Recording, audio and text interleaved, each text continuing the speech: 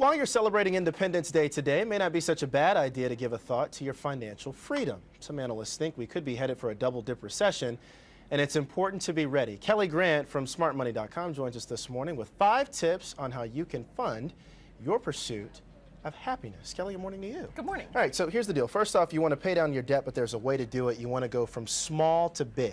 Start off small and then go to tackle the big debts. A big part of financial independence is actually having more in assets than you do in debts, so you really want to be trying to pay all of that off. If you start with the smaller ones first, just knock off a couple of the balances, then that'll give you the confidence and the financial wherewithal to make bigger payments towards some of those bigger debts. And you want to start this now, even if you can't put much aside, but you want to beef up your retirement contributions. It's very, very important. I mean, obviously, when you're talking about financial independence, you want to be able to take care of yourself after you're no longer working, and to do that, you need to be starting off and making those contributions. The magic of compound interest is going to be what helps you have a big balance down the road.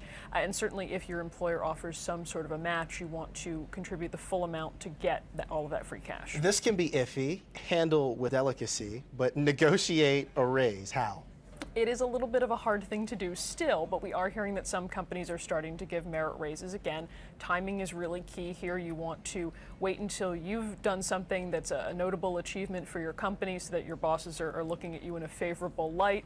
And then, of course, try to ask and make sure that you're hard to turn down. Right. And you say this, look, smart idea to have at least 6 months worth of living expenses saved up that you can easily access in case of an emergency. 6 months? 6 months. And that's, I mean, really, we're talking about not a great economy right now. It doesn't look like it's going to be for a while. You want to have at least 6 months. Often some experts are saying now up to a year. Wow. And you want to have that saved up in case you lose your job, in case the car breaks down, any of the things that might come along that could put you in dire financial straits. You want to have that money available. So it's pretty daunting for a lot of people. We're hearing that most Americans at this point can't even put their hands on $2,000. Right, or a month's worth. Or a month's worth at least. So you want to just start putting away little bits and pieces in a high yield account and see how far you can get. And while we're talking about saving, keep on investing.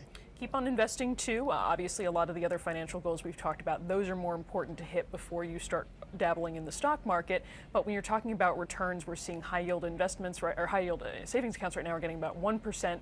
Average stock market return over the course of a couple of years is about 8% a year.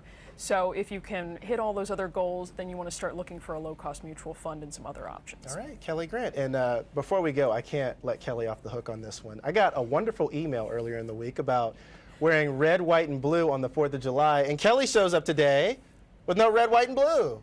That was all for you. You're more patriotic. Glad we could make it work out, Kelli. Thank you so much. Thank you. I appreciate you dropping by.